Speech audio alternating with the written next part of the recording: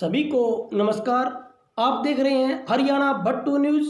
आज की मुख्य खबरों के साथ मैं सुनील कुमार। आज हरियाणा प्रदेश और देश बहुत ही वातावरण जो बना हुआ है वो सरकार के ज़बरदस्त खिलाफ है। जनता में जन आक्रोश है। जन आक्रोश के कई कारण हैं। कोई वर्ग ऐसा नहीं है जिसके साथ छेड़छाड़ नहीं की। किसी को फ़ायदा देने की बजाय, किसी को सुविधा देने की बजाय हर आदमी को तंग कर रखा है।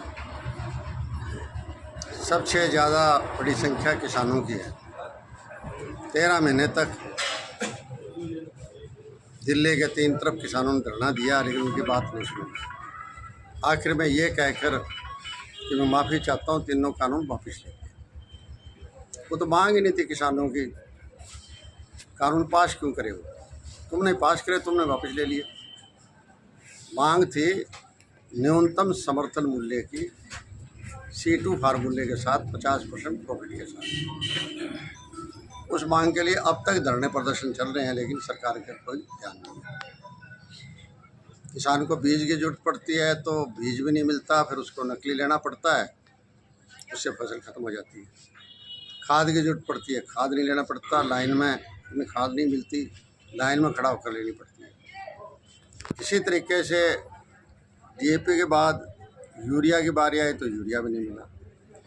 बेचने के लिए जाए तो कहते हैं मेरी फसल मेरा ब्यौरा। मेरी फसल मेरी बोरा में क्या है कि 3 भागों बांट दिया। एक तो किसान जाएगा पटवारी से किला नंबर वगैरह, फर्द नंबर वगैरह लेके और चढ़ाएगा तो किसी कंप्यूटर वाले के पास जाएगा।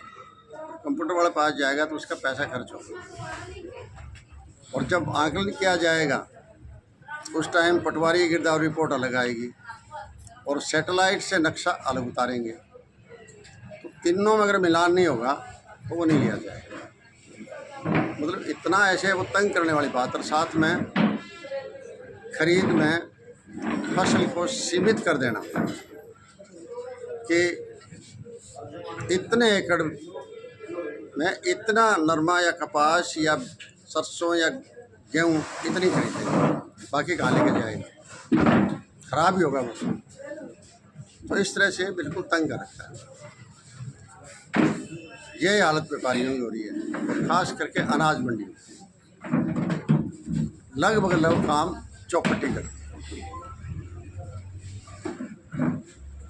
महीने 20 दिन का काम आता था, वो काम भी इन्होंने नहीं छोड़ा। इसी तरीके से जिनके छोटे उद्योग थे